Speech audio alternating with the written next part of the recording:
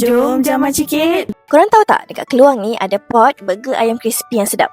Sebelah je dengan KPJ Specialist Keluang. Dia buka setiap hari kecuali Ahad dari 4 petang sampai 11 malam. Hari ni adik-beradik Jamal try beberapa pilihan burger dekat sini. Kita orang try Crispy Thai Ori dengan harga RM5.90. Ayam dia korang boleh tengok rangup and juicy. Yang ni pula Crispy Thai Burger Spicy Korean. Harga dia RM6.50. Yang ni rasa dia lain sikit sebab pakai sos Korea yang pedas. Kalau korang nak rasa signature dia, korang boleh ambil Crispy Thai Burger Zaid Signature. Harga dia RM6.50.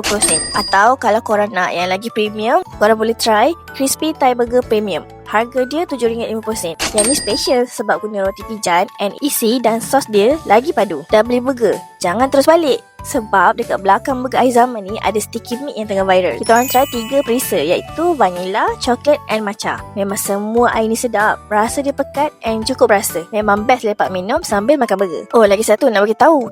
Dekat area barisan sticky meat dan burger akhir zaman ni, kat tepi-tepi tu pun ada banyak lagi makanan yang korang boleh pilih. So, kalau korang tengah cari pot makan petang sampai malam kat Keluang, burger akhir zaman ni korang memang wajib try sebab Adik dah Kak Jamal approve.